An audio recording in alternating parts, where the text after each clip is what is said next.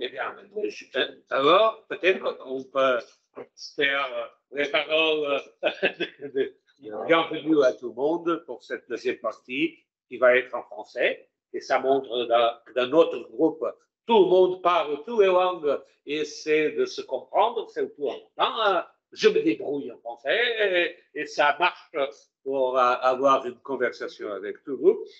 Et je dois dire, puisque je suis modérateur, que c'est très bien d'être un modérateur dans cette session parce que ça signifie que je vais me modérer à moi-même et ne faire pas des discours assez longs et des présentations comme ça, parce que pour faire ça, on a les professeurs Dominique Rousseau, les professeurs Foucault Lancas et les professeurs Henrik Luen qui vont faire la présentation. Et je ne peux pas laisser de dire que Paco, le professeur Balaguer-Calero, Paco, comme je l'ai appelé tous les jours, et il arrive que mon président, le président de la République du Portugal, quand il est venu dans une rencontre qu'on a organisée à Lisbonne tous les deux, Marcelo a dit Paco, je te connais très bien à cause de Vasco, et Vasco t'a toujours appelé Paco. Est-ce que je peux le faire? Et Paco, bien sûr, a dit oui. A dit oui. Je suis Francisque. Alors, je dois dire que Paco, c'est pas seulement un grand professeur, mais un grand homme. C'est un grand professeur qui est en même temps un grand homme. En tant qu'homme, on s'est connu au Brésil il y a quelques années, presque 20. Paco m'a dit hier que c'était l'année 2007, quelque chose pareil. Je ne sais jamais les dates, donc je confie sur lui. Et c'est-à-dire qu'on se connaît depuis longtemps.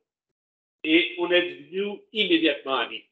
Mais amis de toute la vie. C'était comme ça. J'ai connu Paco depuis sa naissance et l'envers est aussi arrivé. Et après ça, on a fait des programmes ensemble. On a beaucoup travaillé. Je vais beaucoup à Granada. Paco va au moins une fois par an à Lisbonne. On a une centurie, pas seulement du point de vue du droit, mais aussi philosophique, éthique et des choses pareilles.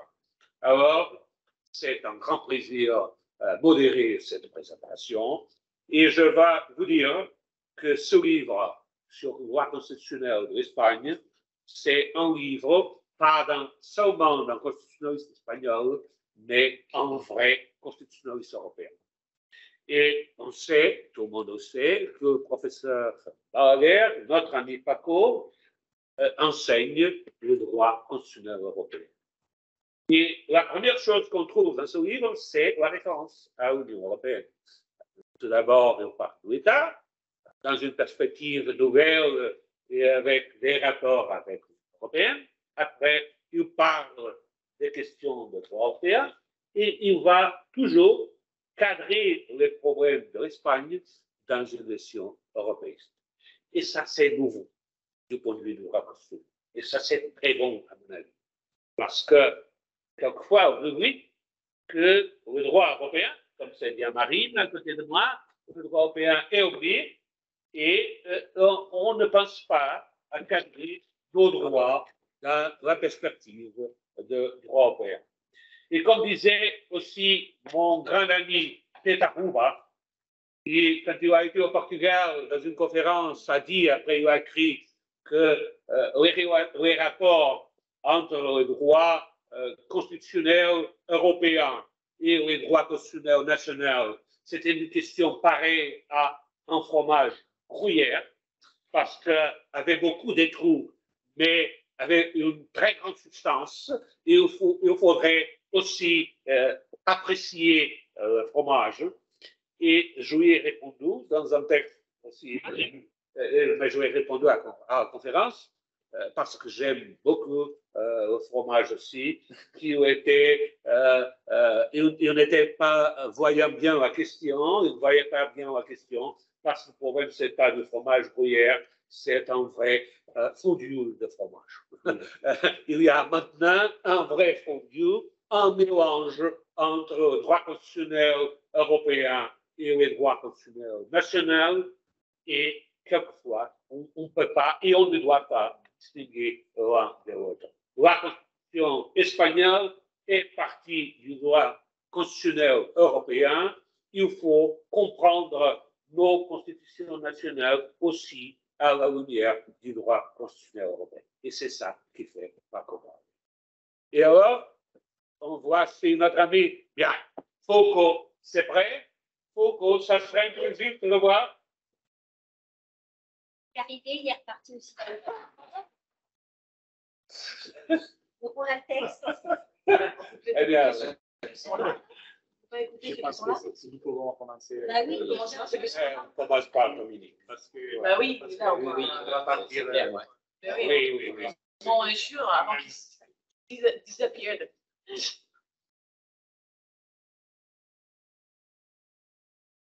Dominique, Oui. à toi la parole. Ah, moi la parole. Bien. Professeur Dominique Rousseau, tout le monde le connaît, un grand seigneur du droit constitutionnel, pas seulement français, mais aussi européen et international. Il est aussi du Conseil constitutionnel. C'est un grand honneur et un grand plaisir d'avoir ici avec vous. Merci beaucoup. Ah, mais écoute, merci à toi de cette présentation. Je reste aussi quelqu'un de. Je suis pas simplement un seigneur, hein, je suis assis sur ma chaise et, comme disait, on est toujours assis sur son cul, qu'on soit roi, président, on est toujours même assis. Merci donc de cette invitation, c'est évidemment très honoré d'être parmi vous ce matin et très content de présenter le livre de mon ami Francisco. Alors, on se connaît depuis moins longtemps que il y a de bonnes relations suivies avec nous, notamment lorsque j'étais à Montpellier. Et les relations entre Grenade et Montpellier sont fréquentes et toujours fructueuses au niveau des échanges sur le droit constitutionnel et notamment le droit constitutionnel européen. Alors, plaisir évidemment de présenter cet ouvrage dans un moment d'actualité pour l'Espagne, puisque suite au résultat des élections municipales, le président du gouvernement, c'est intéressant d'ailleurs, le président du gouvernement, c'est pas le Premier ministre, c'est peut-être une concession, c'est pas une république, donc il n'y a pas de président de la République, mais il y a un président du gouvernement. Donc, et vous êtes la dissolution de l'Assemblée et des élections législatives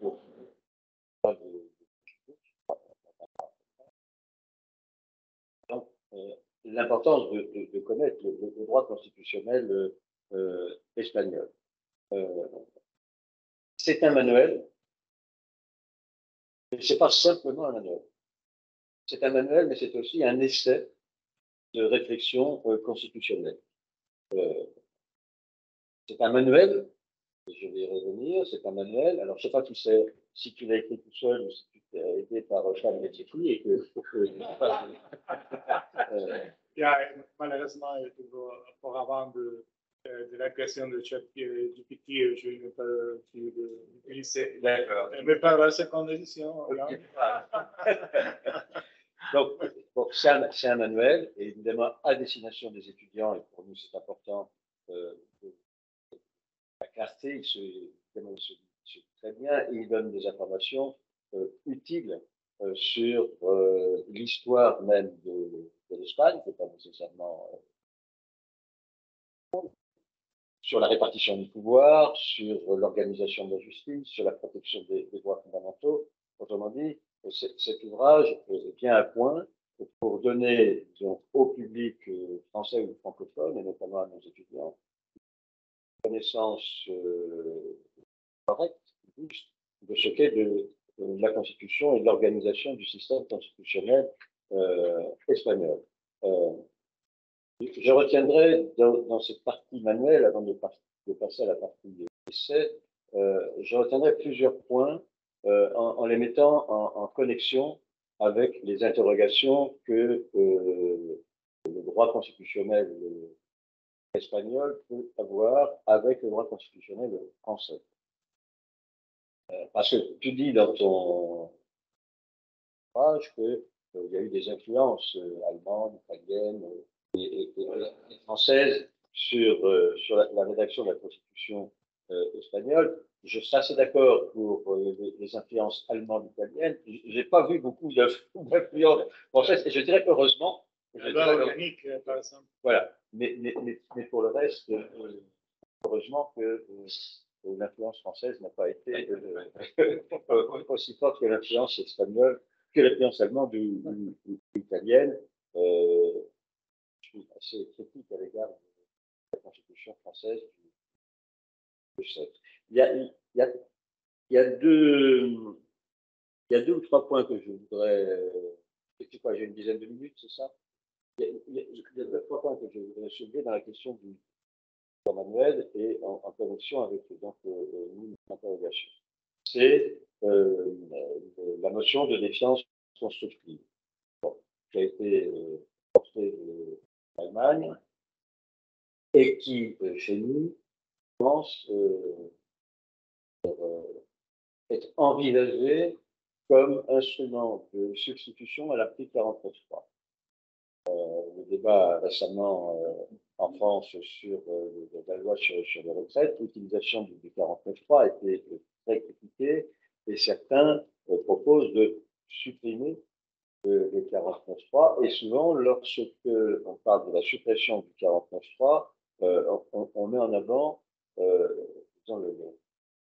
l'instrument espagnol, allemand-espagnol, de la notion de défiance constructive.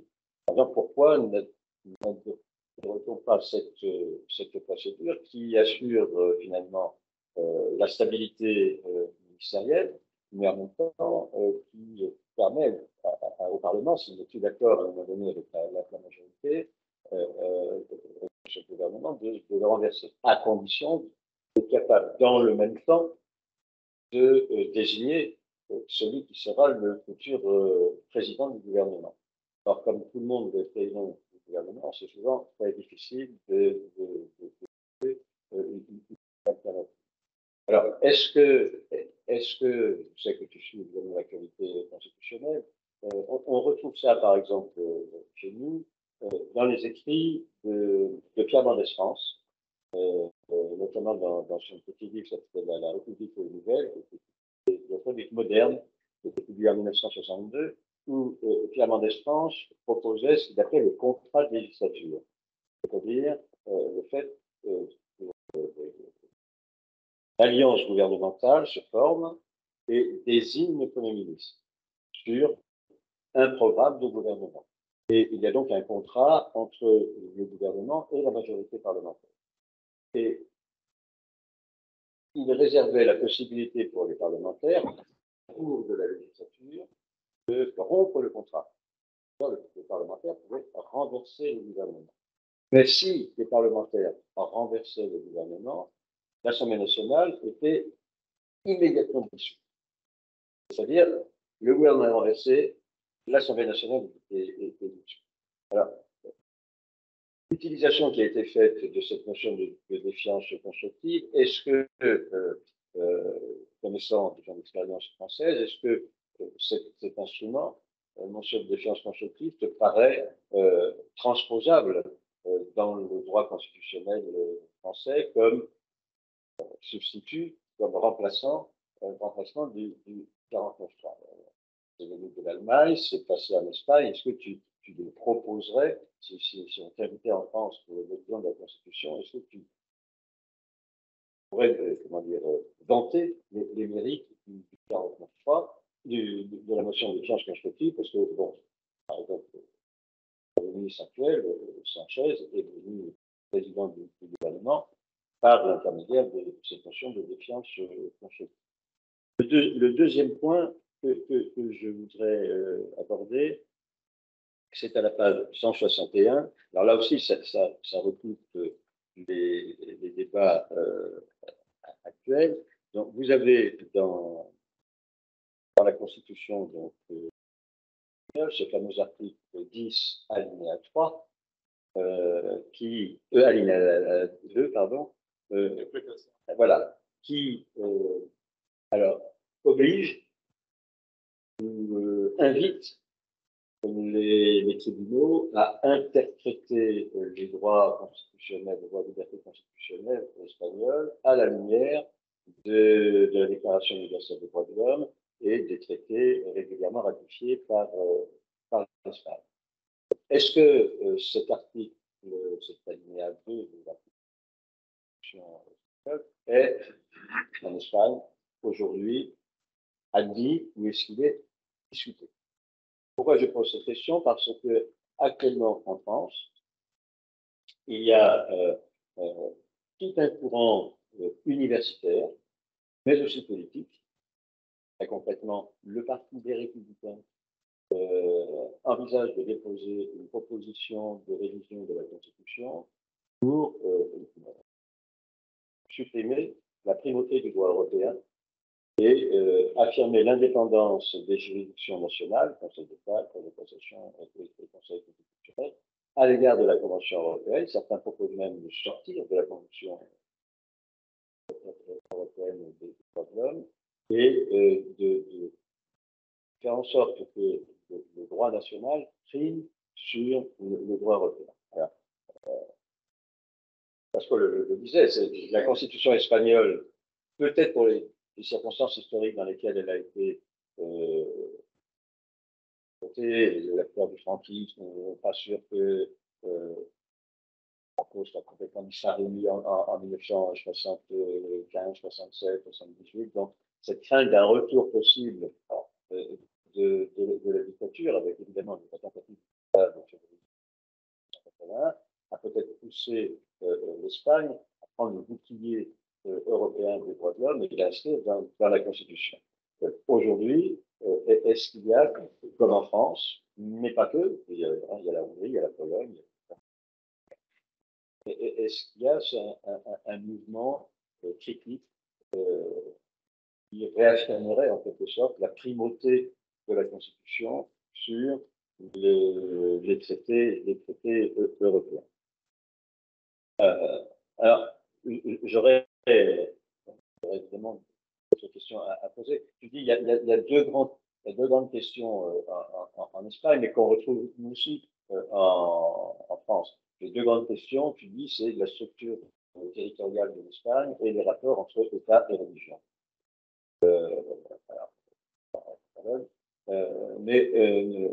Je dirais nous aussi.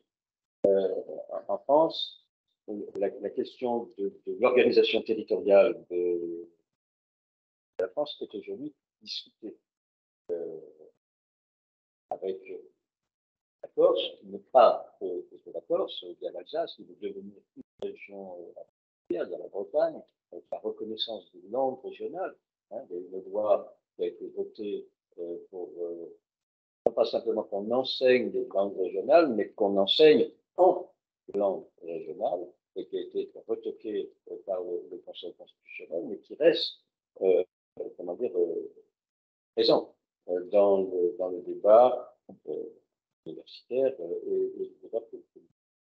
Et le deuxième problème que tu soulèves, est les relations entre l'État et la religion.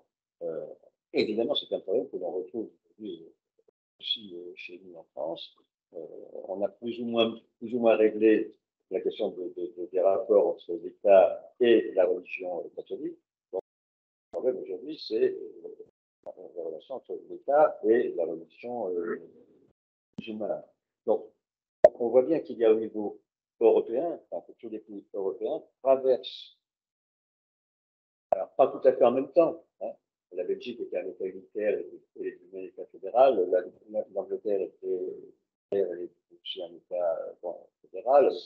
L'Écosse qui prend modèle sur la Catalogne. Donc, il y a aujourd'hui, et comme temps important de ce point de vue-là, montre que finalement, le problème de l'organisation territoriale de l'État, le problème des relations de l'État avec la religion, n'est pas un problème spécifiquement espagnol, mais c'est un problème qu'on retrouve dans tous les pays européens, je dirais presque quelle que soit leur tradition. Je rappelle qu'il y a eu un grand débat en 2005 lorsqu'on a discuté d'une possible constitution européenne sur la possibilité de mettre dans le préambule de la Constitution une référence à l'origine chrétienne de l'Europe. Alors, j'ai bien aimé aussi ce que tu dis sur là, je glisse vers la partie essai de ton travail, quand tu parles de. Je ne suis pas d'accord sur la qualification de l'Espagne comme la forme de l'État et la monarchie parlementaire. Parce que la forme de l'État, c'est la monarchie, mais la forme du gouvernement, c'est le parlementaire. Donc, on ne peut pas dire que la forme de l'État, c'est soit une dictature, soit une démocratie. Je crois que c'est voilà. Et critique à l'égard de cette formule qui est dans l'article 1 de la Constitution espagnole, la forme de l'État espagnol est une monarchie parlementaire. La préférée, je suppose, la forme de l'État et la monarchie, et la forme du gouvernement est le régime des parlementaires. Alors, ça, c'est intéressant pour nous, parce que nous, on a une monarchie présidentielle. C'est pas nécessairement beaucoup.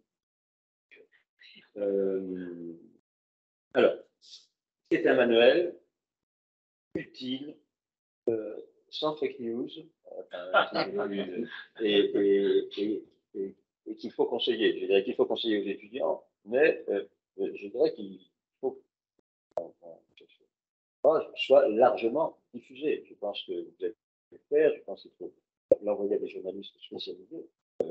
Éviter qu'ils disent des bêtises lorsqu'ils parlent de l'Espagne. Or, elle va en parler beaucoup avec la dissolution. Et comment? C'est le bon moment. C'est le bon moment. Et encore une fois, l'Espagne, alors j'aurais pu parler aussi de Conseil supérieur de la magistrature. Moi, j'ai 4 ans au Conseil supérieur de la magistrature, de 2002 à 2006. Et le Conseil supérieur du pouvoir judiciaire était pour nous un modèle. L'accord constitutionnel, le recours d'emparo était aussi souvent un modèle. C'est-à-dire que vous êtes devenu un modèle constitutionnel, alors même que toi, tu es assez critique à l'égard de. Alors, est-ce que moi, je suis français, je suis critique à l'égard du modèle français. Alors, c'est un manuel, très bien, mais pas que. C'est aussi un essai de réflexion théorique, doctrinale, philosophique, sur le droit constitutionnel. Et je voudrais t'interroger, entamer une discussion avec toi sur, là aussi, pas tout parler, mais sur, disons, je suis trop long,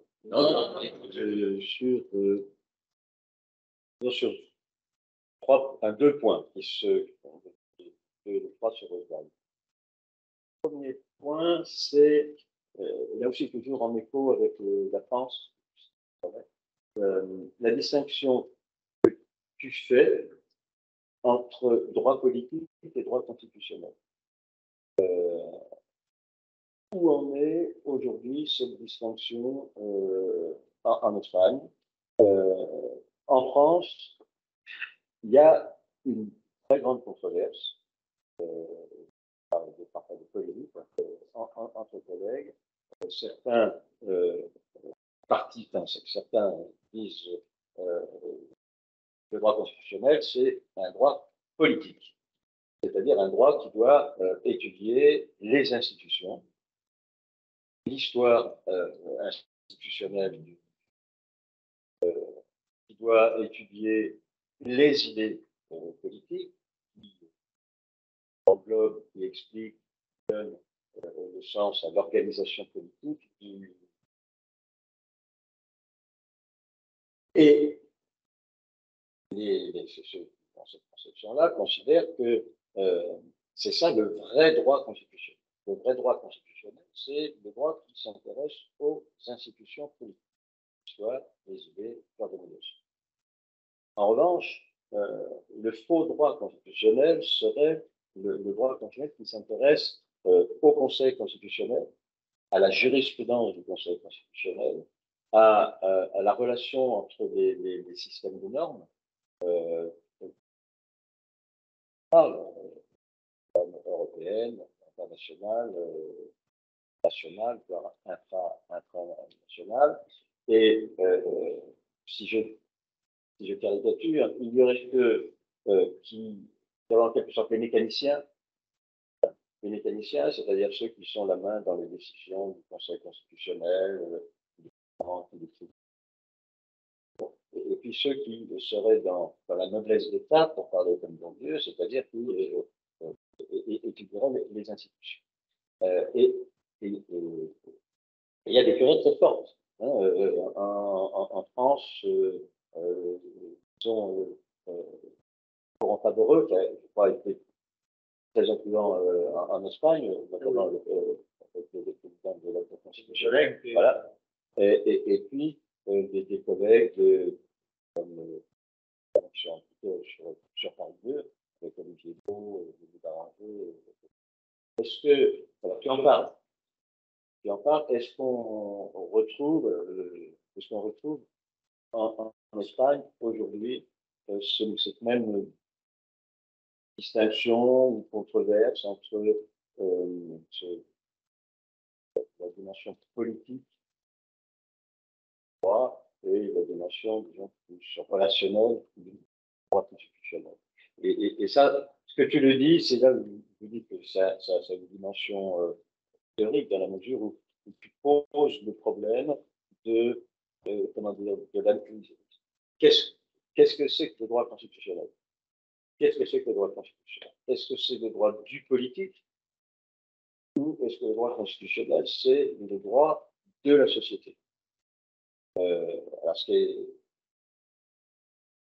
rappelle souvent que l'article 16 de la Déclaration de 1789 dit toute société qui ne sépare pas les pouvoirs et ne garantit pas les droits n'a pas une constitution. Donc, la relation ontologique, elle se fait entre société et constitution. La relation entre constitution et État, elle est, comment dire, historique. Donc, où la constitution, c'est la forme que la société se donne, où la constitution, c'est, je dirais seulement, la forme d'État qu'un pays se donne. Donc, cette réflexion, alors tu ne la développes pas parce que c'est un manuel, mais elle est présente au début, dans l'introduction, et même dans notamment sur les relations, je parlais tout à l'heure, entre l'État et la religion. Alors, le deuxième point, disons, de cette dimension théorique, doctrinale, c'est tout ce que tu dis, ça c'est passionnant, tout ce que tu dis sur le pouvoir constituant. Tout ce que tu dis sur le pouvoir constituant, c'est-à-dire la manière dont la Constitution espagnole a été écrite, et tu mets en avant beaucoup cette idée de consensus. Il fallait que cette Constitution ne soit pas portée par un seul parti. Je crois qu'il y a un parti qui avait été contre, hein, de fois, tu dis, c'est l'Alliance. Oui, c'est pas c'est un politique. Voilà. Parce que tout c'est absolu, quoi. Oui, c'est sa parole. Et puis, il faut accepter les parce qu'on accepte l'autonomie. C'est important, enfin, ce qui m'a intéressé dans cette analyse que tu fais du processus constituant espagnol, c'était long, 76, 78, avec des élections, gouvernement qui change, Suarez qui est nommé Premier ministre. Et tu allais, enfin, c'est pas que tu allais, je crois que tu as l'air de regretter que ce soit passé aussi bien, si je veux dire. Tu dis, enfin, bon, le consensus, d'accord, mais de mémoire, hein, qui dit, mais finalement, ça a empêché l'Espagne de faire le point sur son passé franquiste. Et que finalement, alors on pourrait penser à la phrase de Schmitt, hein, le compromis obligatoire, c'est-à-dire que finalement, on a renvoyé un certain nombre de problèmes à plus tard, parce qu'on voulait ce consensus. Et tu dis à un moment, finalement, j'aurais presque préféré qu'une rupture. Attends, une rupture, tu répondras, une rupture plus franche, c'est ce que tu dis, hein, le doute sur ce qui se serait passé si une rupture démocratique avait eu lieu. Bon, donc tu sembles un peu, voilà, le consensus a empêché la société espagnole d'affronter son passé et a créé une certaine continuité entre la culture politique du franquisme et celle du nouveau système démocratique. Et il prend à ce moment-là l'exemple du Portugal, où évidemment, quasiment au même moment, il y a eu une rupture démocratique avec la révolution des œillets et la Constitution qui est venue en 76. Voilà. Donc, alors pourquoi ça m'a intéressé là aussi quand on lit toujours un livre en fonction du contexte. Évidemment le Chili. Évidemment le Chili, c'est-à-dire. Les Chiliennes. Ah, pardon. Une collègue Voilà. chilienne. Donc évidemment le Chili, c'est-à-dire cette constitution chilienne qui avait été rédigée par une assemblée constituante un peu élue et qui s'était constituée finalement un peu, voire beaucoup en dehors des partis politiques, la première assemblée constituante, qui a abouti à la rédaction d'une constitution finalement qui a été rejetée par référendum. Et aujourd'hui, il y a une nouvelle assemblée constituante à droite, très majoritaire dans cette nouvelle assemblée. Et la question donc, et c'est pour ça que je vous disais mais rupture par rupture, est-ce que finalement, je crois que la première constitution, enfin, celle issue de la première assemblée constituante, était une constitution de rupture avec la reconnaissance des peuples mapuches, des droits sociaux, des droits d'environnement, etc. Et est-ce que finalement une transition constitutionnelle ne se fait pas par le consensus? Parce que même s'il y a eu la rupture au Portugal, il y a eu un moment d'adaptation du système politique portugais avec la première présidence de Yanes qui a essayé d'imposer sa présidence et vraiment qui n'a pas réussi. Hein. Et ce qui conduit à la page 67 au blocage. Tu insistes beaucoup sur la question du système constitutionnel espagnol aujourd'hui est bloqué. Alors on l'a vu pour les nominations de la Cour constitutionnelle. Ça dit quoi, 2 ans. Il a apporté à l'accord constitutionnel des personnes qui étaient à l'activité politique, Voilà. et des personnes qui viennent de l'initiale et l'accord constitutionnel très différent de la première. Donc, il y aurait aujourd'hui des blocages constitutionnels, à la fois sur la question, on avait déjà discuté sur la question de la structure territoriale, et puis sur le blocage pour la nomination au Conseil supérieur du pouvoir judiciaire et à la Cour constitutionnelle. Or, dis-tu, la Constitution nationale est une constitution rigide, ultra rigide, puisque pour réviser la Constitution, il faut d'abord voter, puis une dissolution de l'Assemblée nationale qui va être réélue, etc. Bon. Donc, cette réflexion sur le pouvoir constituant et le consensus te conduit à comment sortir. Quel est aujourd'hui, par rapport à la Catalogne, par rapport à d'autres situations, soit territoriales, soit de pouvoir si tu repères un certain nombre de blocages dans ton livre, comment aujourd'hui le pouvoir constituant peut se réaccaparer en quelque sorte le, le texte constitutionnel, la réflexion sur l'organisation constitutionnelle de l'Espagne.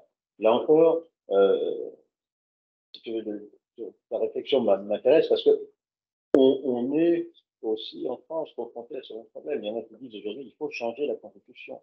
Le problème, c'est comment? Aussi, on a des blocages. On a des blocages. Et les mêmes, on a des blocages sur la Corse. Il y a des débats actuellement sur la Nouvelle-Calédonie.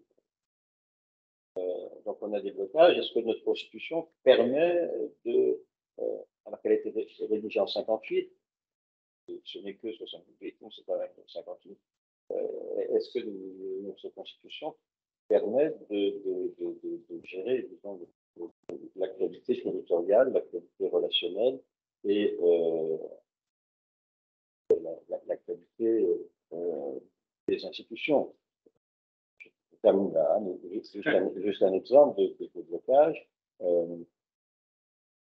Puisqu'on parle de la Cour constitutionnelle, le Conseil constitutionnel français a exactement la même note de composition en 2023 qu'en 1958.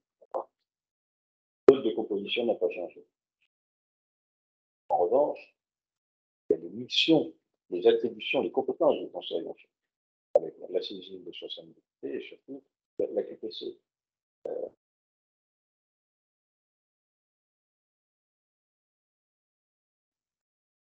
Il y a ce mode de désignation qui peut convenir. Est-ce que le mode de désignation convient au Conseil constitutionnel? Donc il y a des blocages. Il y a des blocages et on se pose la question de comment débloquer la situation. Donc voilà, si tu veux, j'ai peut-être été trop long, mais ce livre m'a évidemment beaucoup intéressé. Je l'ai lu encore une fois, peut-être que j'ai peur, en écho avec des expériences françaises, chiliennes, portugaises, parce que ce livre aussi s'inscrit dans une réflexion, d'ailleurs, dans un patrimoine constitutionnel, d'un patrimoine constitutionnel européen. Donc, je souhaite beaucoup de succès à ce livre, un tome 2, et que ce soit toi qui l'écrives et pas chaque petit peu.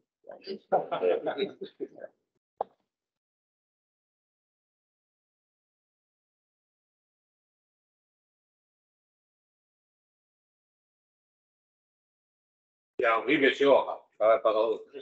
Merci bien, Dominique, pour cette excellente et provocative intervention. Et on restera ici pendant tout le temps, attendant. Aucun problème, aucun souci. D'accord. Merci. C'est un grand honneur d'avoir ici. Vraiment, lire tous les livres avec beaucoup de réflexions que je trouve très intéressantes. Par égard les constitutionnalistes français,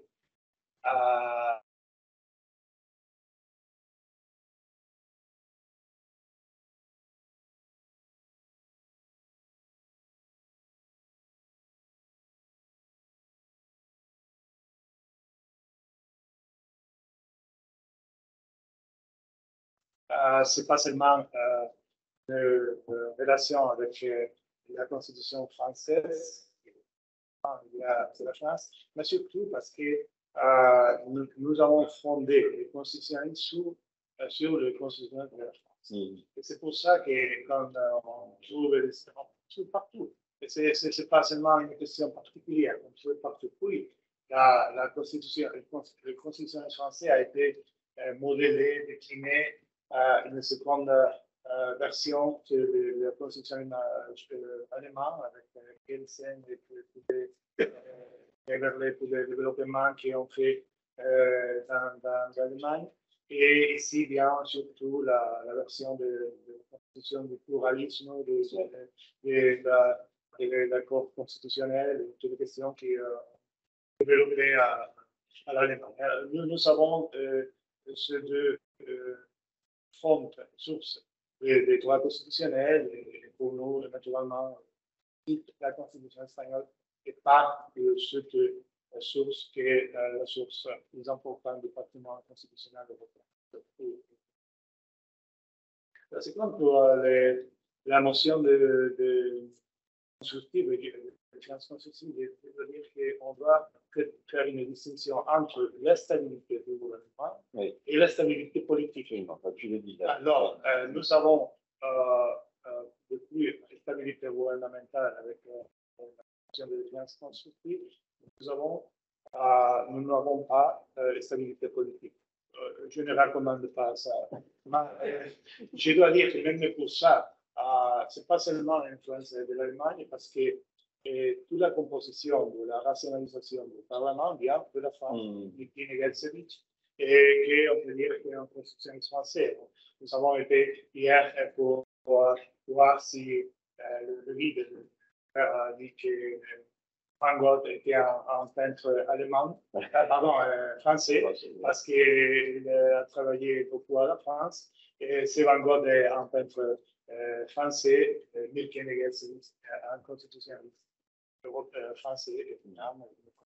C'est une tradition qui est continuellement développée à la France et puis portée à l'Allemagne, et puis de l'Allemagne portée à l'Espagne. C'est la Stufenbau, le développement de textes juridiques décrits par mon maître Pétaché. C'est pour l'article 10, je dois dire qu'il n'a pas les questions à l'Espagne. C'est que c'est un problème que nous avons appuyé l'application de tel qu'il n'a pas de problème parce qu'on ne comprend pas, même pour l'accord constitutionnel, le vrai signifié du principe de primauté et d'interprétation des normes à travers l'article 10. Parce que dans la sentence Meloni, par exemple, la Cour constitutionnelle a décidé qu'on doit appuyer le droit européen à travers l'interprétation du droit, l'interprétation de l'article X. Mais ce n'est pas comme ça. Les droits européens, on doit appuyer directement à travers de la primauté. Rien à voir avec l'interprétation. L'interprétation, c'est un second niveau qui et on peut appuyer pour la Convention et pour les autres traités internationaux. Mais la Cour constitutionnelle espagnole, malheureusement, n'a pas compris ça et a fait une grande confusion entre la primauté et l'article. Pour la distinction droit politique et droit constitutionnel, en fait, il n'y a pas de problème en Espagne parce que c'est ça une distinction historique. Nous avons dans la période de franquisme le droit politique parce qu'il n'y avait pas de constitution. Alors, quand on a commencé la démocratie, on a fait la division entre le droit constitutionnel et la science politique. Alors, il y a quelques orientations méthodologiques différentes. Ce sont des professeurs qui ont suivi la jurisprudence constitutionnelle, mais n'ont pas beaucoup d'intérêt à la considération des problèmes politiques. Il y a dans Grenade, nous cherchons à intégrer la considération des droits constitutionnels comme droit politique et à la fois à considérer les décisions de la Cour constitutionnelle, la configuration normative de la Constitution. Alors, je pense que nous cherchons à faire une intégration de deux perspectives. Il n'y a pas une véritable discussion à l'Espagne au moment. Seulement que quand on commençait le développement du régime constitutionnel, tout le monde était plus concentré dans la création juridique de droit constitutionnel à travers la Cour constitutionnelle, le Jardin et les autres. Et c'est pour ça qu'il y a eu un profil plus positiviste et plus normatif dans le premier temps. Et je pense que maintenant, c'est intégré les considérations. Pour la réforme constitutionnelle, c'est vrai que nous avons une véritable difficulté et on est inspiré dans les monarchies nordiques qui ont ce système pour protéger la monarchie. Déjà, mettant notre monarchie. Et que puis, vraiment, je pense que cette distinction entre le régime politique et la forme de l'État, c'était nécessaire. On n'a pas fait constitution espagnole. Et je pense que ici, c'est un moment où, je me souviens que nous avons publié en décembre sur les problèmes de pouvoir constituant dans et je me souviens que j'ai publié un texte c'était sur la fragmentation du pouvoir constituant. Alors, la fragmentation du pouvoir constituant, ça veut dire que nous devons attendre au niveau, on parle beaucoup sur ce sujet, avec le droit européen. C'est une part de notre réalité constitutionnelle, c'est et le droit européen et au niveau constitutionnel, nous ne pouvons faire quelque chose avec notre constitution si nous restons dans l'Union européenne. Par exemple, on ne peut pas moduler ou empêcher l'application de la primauté avec une réforme constitutionnelle en France. Je pense que pas. Parce que si la France reste à l'Union européenne, on ne peut pas modifier la Constitution contre l'Europe. On peut modifier la Constitution, mais avec de l'Europe. Il y a le blocage de notre système qui est vraiment quelques relations avec je suis très fier de la transition espagnole. Ce n'est pas contre la transition. Mais comme j'ai dit, non, mais comment dire, un professeur, si tu es un juriste, tu dois analyser même les choses que tu peux avec un sens critique. C'est pour ça que je pense, en Portugal, le 5 avril a ouvert un nouvel scénario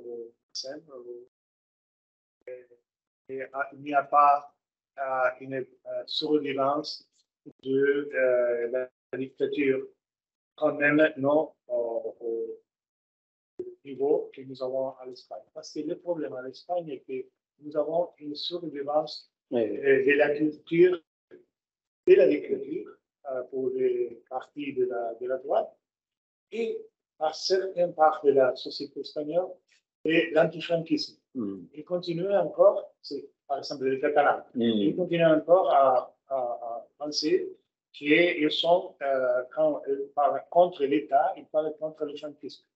Pas le franquisme. Nous sommes un système démocratique depuis 40 ans et on ne peut pas parler de franquisme. Mais ils continuent encore dans la culture politique de l'antifranquisme. Alors, je pense que nous avons un problème qu'on ne peut pas résoudre avec des normes. C'est un problème de culture politique. C'est pour ça que nous avons un problème à la France, nous avons un problème en Espagne. Le blocage de Conseil supérieur de la justice, c'est un problème de culture politique. Et nous avons développé un très important système pour la garantie de la Constitution et contre les majorités. Mais on n'a pas de responsabilité. Dans l'opposition, qu'est-ce qu'on peut faire? Parce qu'il n'y a pas de mécanisme constitutionnel pour garantir que l'opposition, dans ce cas, c'est le Parti populaire, peut-être,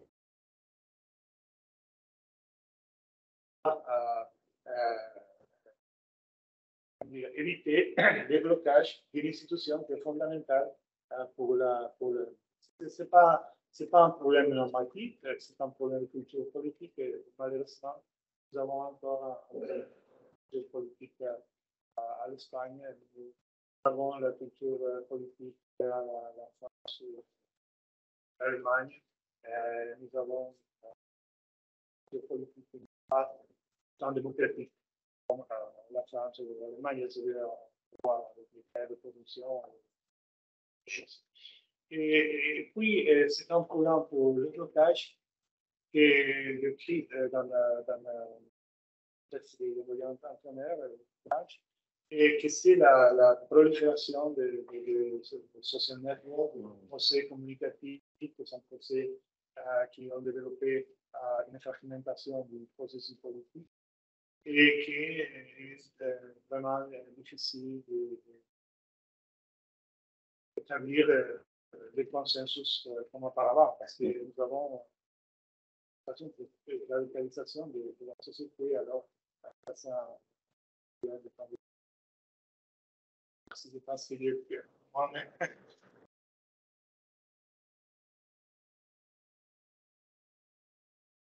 Et un dialogue vraiment intéressant.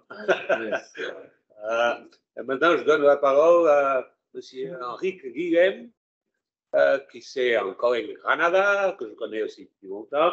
Il a une relation un peu de disciple-maître, mais à ce moment-là, ce sont des collègues disciples. Il a un rapport, c'est bien. Oui, la théorie que c'est bien sûr. comme la guerre hospitale et l'autre. Alors, c'est un honneur et un plaisir d'avoir ici et tu as la parole. Merci beaucoup, Vasco. Bon, j'ai bougé, là. C'est parce que je bouge. Pas parce que je voulais vous entendre, je voulais entendre ce dialogue. Ce magnifique livre a fait ce qu'un magnifique livre doit faire, provoquer un dialogue entre professeurs, provoquer un dialogue entre cultures juridiques différentes. Dans la culture juridique européenne, c'est l'objet de ces travaux. Donc, tout d'abord, je dois, politesse, c'est la première chose qu'on doit faire ici à l'université, je dois remercier très sincèrement, très vivement Vasco et Carola Carvegan pour avoir fait possible ces rencontres et avec des membres aussi prestigieux de la culture juridique européenne et aussi de la culture juridique des États-Unis et d'autres pays, de Chili. À la fin, nous sommes tous dans le même bateau. Nous sommes tous juristes et nous voulons toujours solutionner le conflit d'une manière pacifique, conforme aux règles de la démocratie. Donc, il faut dire une chose que Vasco il a dit immédiatement. Je suis ici comme constitutionnaliste espagnol, disciple du professeur Balaguer, et qui fait partie de son école, le groupe de Grenade, qui c'est un groupe qui vraiment a une densité, et qui est arrivé, je trouve, à faire une approche très adaptée aux défis contemporains, en supérant la distinction traditionnelle entre le droit politique et le droit constitutionnel. Ça, c'est une polémique très française. Je viens de lire un article intéressant d'Armel Bielek à propos de ça. Et c'est toujours, pour moi, c'est un intellect. Parce que chez nous, il n'y a pas de problème. Donc, bon, je dois dire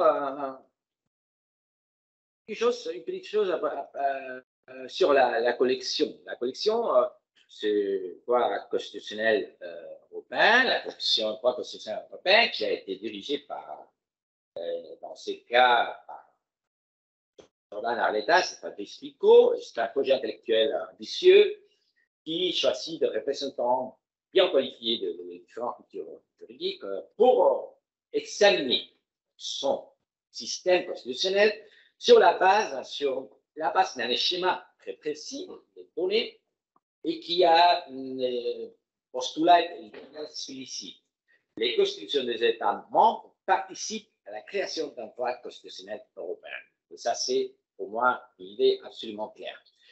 Parce que l'objet de la collection n'est pas celui d'un musée, ce n'est pas un cabinet de curiosité pour l'admiration des comparatistes. Ça, ce n'est pas exactement un livre pour les comparatistes. Je crois que c'est un livre utile pour les comparatistes, mais surtout le droit constitutionnel, parce qu'il s'agit d'œuvrer pour un constitutionnel européen en donnant des ailes à une sensibilité constitutionnelle partagée.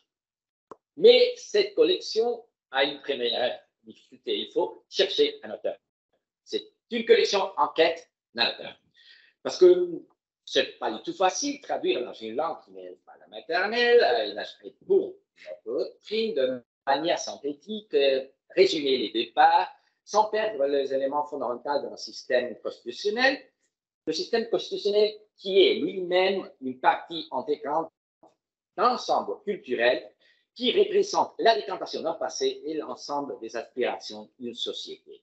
Donc, c'est une question vraiment, vraiment difficile parce qu'il ne s'agit pas seulement de parler à propos des données, des dispositions, de préceptes, des alinéas, sinon de traduire le télos culturel dans lequel ils s'inscrivent, les craintes, les désirs. Et dans le cas qui nous occupe, c'est le regard sur la guerre qui aboutit à faire une synthèse des problèmes constitutionnels de notre pays sur la base d'un paradigme qui est propre, qui est très complexe, qui est fourni après de décennies d'un travail, que Vasco peut le témoigner, et tout le monde ici, un travail vraiment impossible d'imaginer pour un grand travailleur. Le livre analyse tous les sujets qui font partie de la discipline du droit constitutionnel espagnol. Les aperçus historiques, la forme d'État, la mission fonctionnelle et territoriale du pouvoir, le système de ce-pouvoir, les institutions du contrôle juridique, le système des droits et des libertés.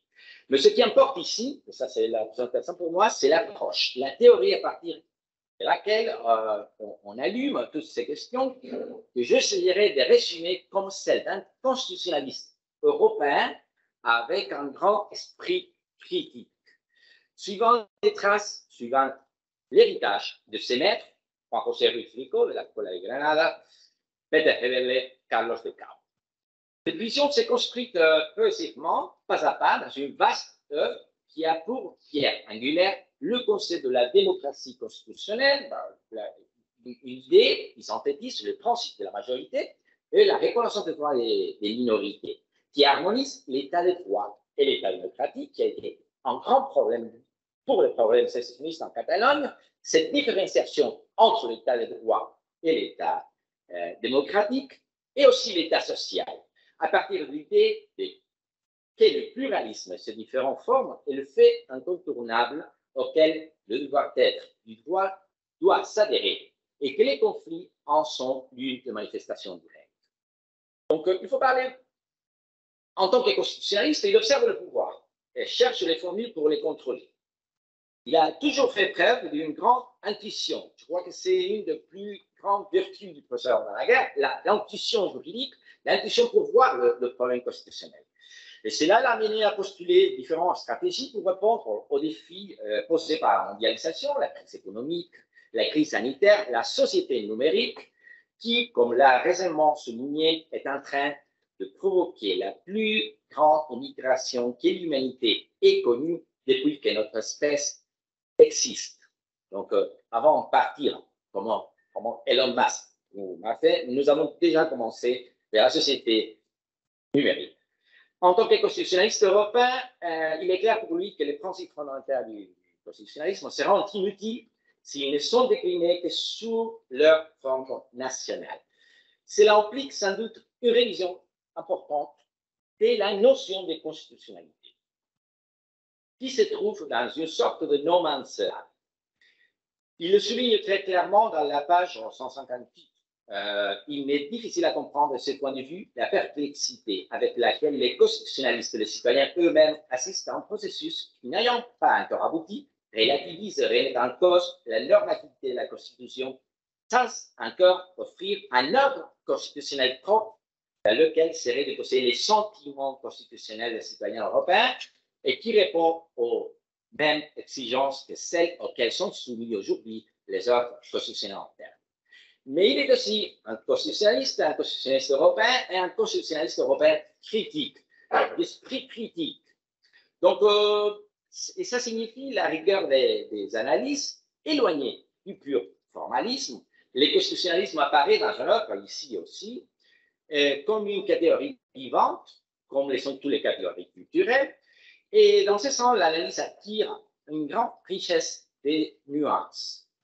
Nuances, comme on peut voir dans l'appréciation et la transition. C'est un pur nuance. Un pur nuance parce que c'est évident pour nous tous que la transition a été un succès merveilleux. Mais à la fois, il y a quelque chose qu'on ne peut pas nier. C'est la fonction de la doctrine, la fonction de l'esprit critique, c'est de le voir. Donc, il n'y a pas de problème de densité constitutionnelle en Espagne qui n'efface pas l'objet d'une attention et d'une évaluation très équilibrée et réaliste, je trouve. Et critique aussi parce qu'il assume que le mot constitution n'est pas une catégorie neutre. Le mot veut devenir chose. L'objectif est que le projet constitutionnel reste en vigueur. C'est pourquoi le constitutionnalisme européen et la constitutionnalisation de la société numérique sont nécessaires. Ces paradigmes traversent tout son œuvre, parce qu'il a fait sa thèse de doctorat sur la théorie de l'État chez Marx et Engels, après une étude monumentale sur les sources de droit, qui a apporté une contribution sur la méthode et sur le fond, et surtout sur l'idée du pluralisme de la relation entre le système de normes. Après, il a passé à parler et à défendre très fortement, avec une revue, la revue des droits constitutionnels européens, une nouvelle catégorie, la revue des droits constitutionnels européens, et il ne s'arrête pas à la difficulté, même ici dans ces livres, à la difficulté d'expliquer les nouvelles transformations que le numérique produit dans le dynamique sociale, en proposant une adaptation de toutes les structures constitutionnelles pour qu'elles continuent à être utiles aux fins pour lesquelles elles sont nées. Donc, l'article 16 de la Déclaration des droits de l'homme et du citoyen. Et comme je crois que l'Europe a besoin d'un constitutionnalisme critique, il faut saluer ce travail. Car la pensée de Pascal, vérité en deçà de Pyrénées, erreur au-delà, n'est plus d'actualité. Heureusement.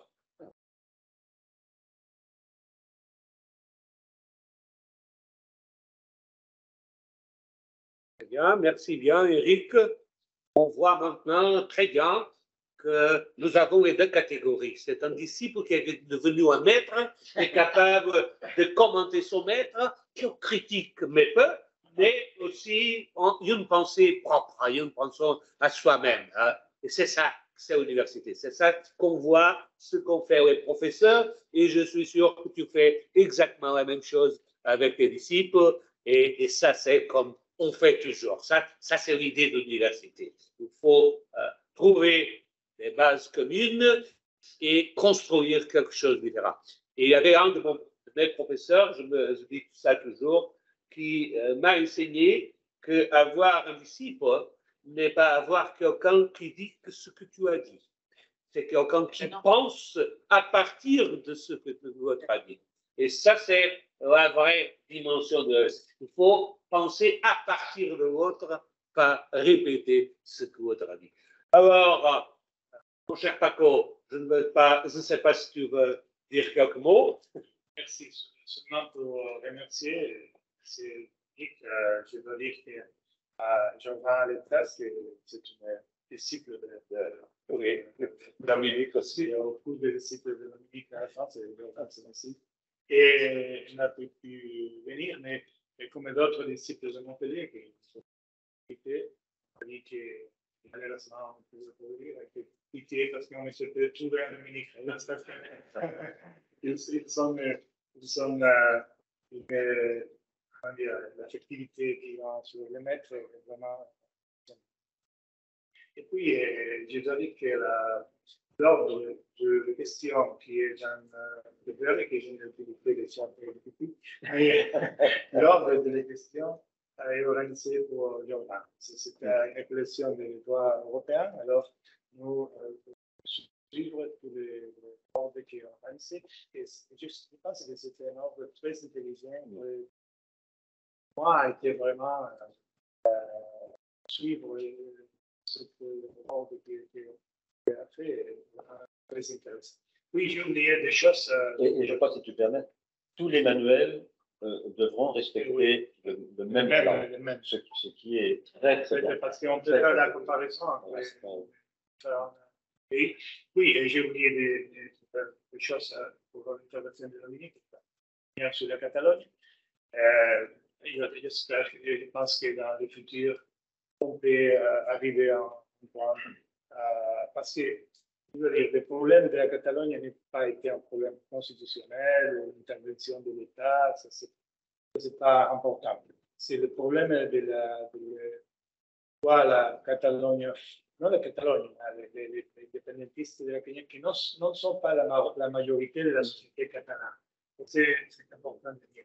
qu'ils n'ont pas réussi même le 50% de vote. Alors, on ne peut dire qu'ils sont la majorité de la société catalane.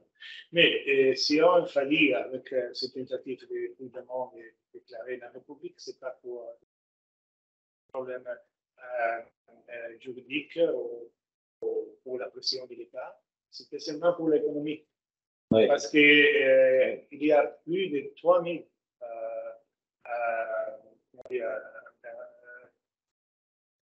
sociétés dans la Catalogne qui ont laissé la Catalogne pour la peur de que la Catalogne peut être indépendante. Et la chose plus importante, les banques qui ont plus de ressources à l'Espagne, je veux dire dans l'Espagne, nous avons des banques qui ont une projection internationale, qui ont plus de prix, qui a plus de ressources à l'Espagne, qui vient de l'Espagne, c'est la Caixa de la Catalogne.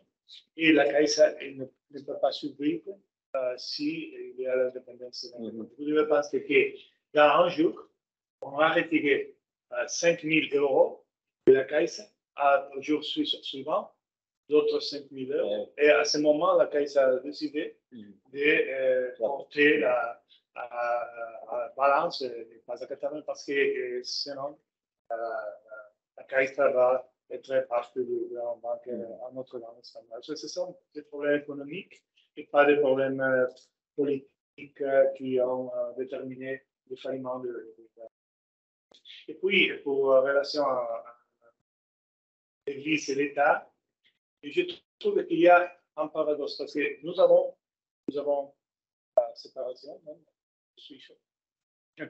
Bien sûr, pour la séparation, de France. Mais la question est que même si nous avons cette séparation, à la fin, une société qui est catholique a une présence publique dans la société. Nous avons des positions, nous avons des coups. Et je trouve que c'est peut-être un paradoxe, mais je trouve que sur ce point, pour l'évêque chose et je trouve qu'en Espagne, comme il y a de la présence de la religion dans l'espace public, on voit d'une manière plus naturelle la présence d'autres religions dans l'espace public, soit les Arabes, soit d'autres religions. Et pour ça, à la fin, il n'y a pas de grands conflits, même si nous avons une partie, par exemple, de la population de Grenade et de Arabes, nous n'avons jamais un problème parce que on accepte cette présence de la religion dans l'espace public et il y a un peu de flexibilité et je pense que c'est positif, même si je suis pour la séparation. Ça, c'est une particularité de l'Espagne que même n'a pas l'Italie, n'a pas la Pologne, n'a pas d'autres pays. Peut-être aussi pour notre héritage musulman, parce que nous avons rien de partout, nous avons des monuments qui sont une grande partie de notre culture et nous avons une vision positive de la culture arabe. Peut-être mais comment dire, merci, je suis très honoré, vraiment c'est un jour spécial, non? Je suis très fan et je remercie vous pour venir de Grenade. Et comme dit Vasco, c'est un disciple maître parce que ce sont des disciples qui ont projeté la théorie et la capacité de réaliser le droit constitutionnel et je suis très fier de l'avoir comme maître aussi. C'est pour moi très important de présenter ceci. Et naturellement, un foot et puis je qui a fait Ouais, c'est vrai, tout le matin. Au moment d'intervenir. Il a commencé à 10h et à la fin, au moment alors je suis très content et particulièrement pour Dominique.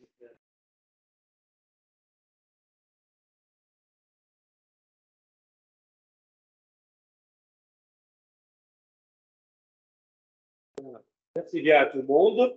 Et je dois aussi référer qu'on a eu deux invités aussi, ou trois. La famille Vecchio, le père, qui est professeur de droit privé en Italie, ainsi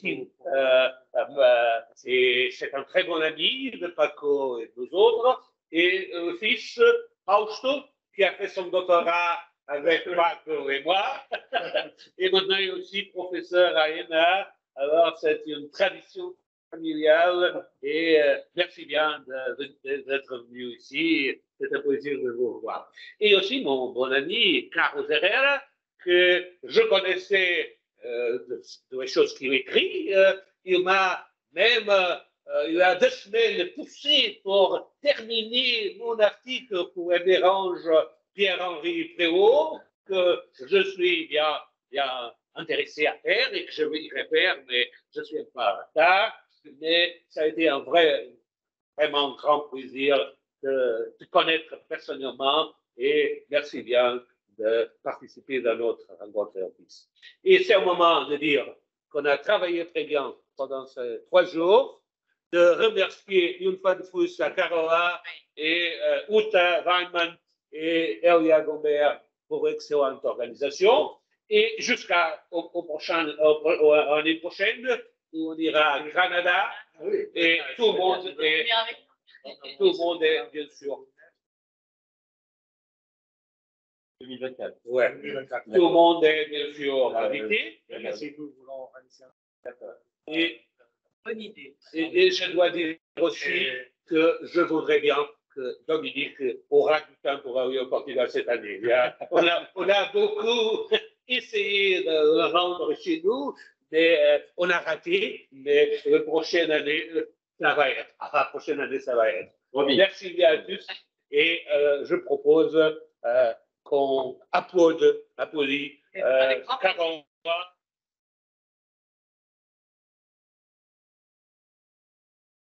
Merci.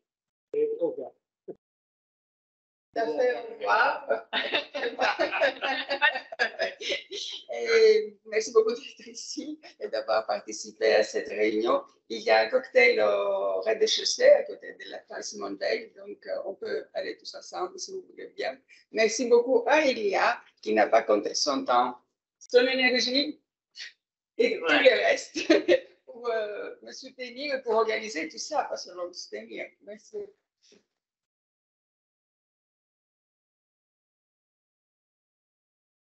Nous pouvons faire une photo avec. Oui, bien sûr. Oui.